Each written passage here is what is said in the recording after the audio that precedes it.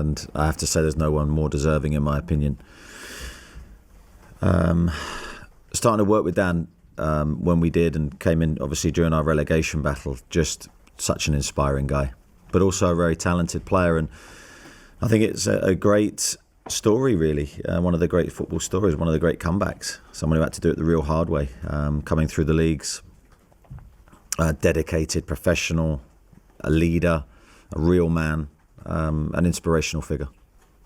Just 2 days ago, I was actually out at his former youth club, Blythe Spartans, where he came through from the age of 5, and his coach back then said they never thought he would ever make it to sort of even sort of League 1, League 2 level, but to come all the way through the gears right up to the Premier League, now receiving an England squad call up at the age of 32, and you touched on it there. It is remarkable how much of that is due to his character and personality and determination to just keep going.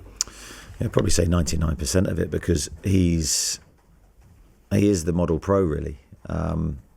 He's so committed to what he does, and I think he's had to be. I mean, he's been given great strengths, his size and his height. They're brilliant weapons to have on a football pitch, especially as a centre-half, but then you've got to improve all the other areas of your game to sort of see that as a big strength, and he's done that for me. And his character is so stable, so level, that he takes every challenge and every potential negative in his stride and comes back stronger. And I'm so pleased for him on a personal level, because he's thoroughly deserved it. Have you had the chance to see him this morning? Very briefly, he told us about the call-up, so very briefly just before coming here, so no time to celebrate with him, straight into this room. No dancing from him? Not yet. Still time. I suppose it's a strange one in a way. I know obviously you won't want to be thinking beyond Sunday at this point, but obviously if you do lift the cup, he'll be straight off to meet up with his new England teammates. It's a different dynamic for him, not celebrating with the friends and family, should you win, of course. Yeah, I think that's a difficult one for anyone to go to mentally, but I just think it is separate from the cup final. This is just a great moment for Dan, and of course for Newcastle, but the cup final is of course all we're thinking about right now. So on the cup final, how are you feeling? How are the squad feeling? How different at all does it feel to 2 years ago? Feeling very good, thanks. I think it does feel different. I think the whole thing this season's felt different in the sense that I think we've just gone about our business in a really calm, controlled way, professional way. We've had a really tough run of fixtures in the Carabao Cup, and I think to attack those games in the way that we did, and of course you're in the midst of a busy campaign, Premier League, FA Cup. We've sort of just gone from round to round, and now we've ended up in the final, but there's been a lot less emotion. There's been a lot less noise, I think, outside of sort of in here. And hopefully that helps us in our performance in the game. You never quite know what effect that will have, but we've been very much focused on our build-up and preparation and getting the game plan right. So I'd say that's the biggest difference. It felt very much like you needed a bit of a bounce, a bit of momentum to go into the final with. It feels like you got that after the performance on Monday against West Ham, a real team effort. And I think you could probably see by the celebrations at the end that it was a real big thing to give you guys a lift going into Sunday. Yeah, we needed it. We really did. We needed a confidence boost, a confidence lift from somewhere, and I think the only thing that could give us that was winning that game. So we knew in our preparation for the game how big it was. We had a long time to prepare for that game after Brighton, so I was very pleased with the execution. It wasn't pretty, but it was just what we needed. And I think the scenes at the end, I think the players knew that as well. I think we all knew that. So this week's been a good week in preparing for the game. I just want to ask you one more, if you don't mind, about the fans, because Bruno made a good point, I felt, after the match on Monday night in his interview, when he said, look, we're away from St James's Park, but it's 50-50. There's 50% Newcastle fans, 50% Liverpool fans, and we know how loud the Newcastle fans can be. Is that something you need to take into your mind, that this isn't a away game, this is a neutral venue, and the Newcastle fans in many ways can be that 12th man for you? Yeah, I'm sure they will be for us. I think they always are. They were at West Ham. We know from the last time we got to the final that the scenes from driving up to Wembley, the feeling of support and unity that we had, the expression the fans give in every game is huge for us. And yeah, we're going to need them. We're absolutely going to need that 50% to turn into 55 if possible. We need every bit of help we can to push us over the line. Thanks, Keith. Nisha? Hi, Eddie.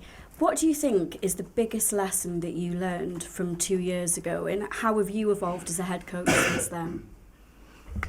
Difficult to say.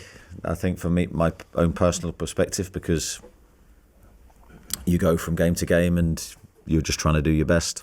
I'm sure I have changed and evolved in ways that maybe I don't even realise.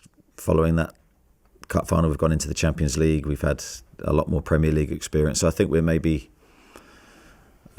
become more accustomed to the bigger games.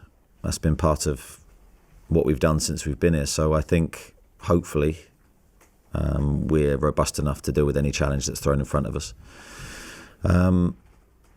Yeah, I'd say that's probably the biggest change. Maybe that big game experience. Hopefully that will help us when we need it. There'll be times where a team almost selects itself, but how difficult is your team selection been for this game on Sunday? Genuinely, whenever I look at a team selection for any game, there's always decisions to make. That'll be no different for this game, because you're always looking at the opposition and your own strengths and trying to figure out what players need to go up against certain players. So that's what we've done. We don't have a huge pool of players to select from. That's pretty obvious. We have a very tight squad. And in some senses that can help you in different moments, and that can also be a negative. But I think we're in a good place after the win on Monday night. That was the key thing. And all the players are feeling a lot more confident. Have you talked about that feeling when you lost against Manchester United to kind of use it as even more motivation for Sunday? No, we've not gone back to that game at all, really. I think it's pretty much irrelevant. The occasion, yes, but the game itself and the feelings and emotions, the players don't need reminding of how that feeling of losing, how painful that is after a game like that and how long that lives with you, and it's still with us to a degree. So, no, we've just focused on this game and where we are. We're a different team. We've got different players. We're very much positive. We're going in with a positive mindset. We're going to try and be very much ourselves and give a good expression of what we do. And just finally, is there any injury updates following that West Ham game? Yeah, well, of course, the long term now. So Lewis Hall recovering after his operation, Sven recovering after his operation, Jamal still making progress to come back, Anthony suspended. Apart from that, we hope to have a full squad. Thank you. Thanks, Nisha. Simon? Good morning, Eddie. Morning. I'm sure everybody in this room in the past couple of weeks has written a piece about Newcastle's long history without winning a trophy. What does that mean to you? It's a difficult one, because I think a lot's made of that, and of course I understand why. But I think it's a real motivation for us to try and break that long time and that long wait that everyone's feeling here.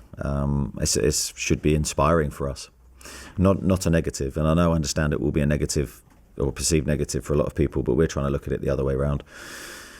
A chance to make history for us as a team. That's very rare in football. You get very few opportunities to do that. A chance to be remembered positively, which again is not very many times in your career you get a chance to do that. So I think they're all positive outcomes. And I want the players to look at it that way, as I said earlier, to attack the game and to give a good representation of us. We all know how good Liverpool are. Obviously, you will have watched the game the other night. Do you think that the fact that went so deep has any bearing on Sunday's game? And generally, what are your thoughts about how you try and unpick this Liverpool team? I don't think the extra time has anything to do with this game. I think there's a long enough recovery time for them to be back to normal. So I thought it was a great game, great advert for the Champions League. I thought it was two really good teams going against each other. I was entertained while watching the game, and of course I'm looking at it from a tactical perspective and an analytical perspective, trying to find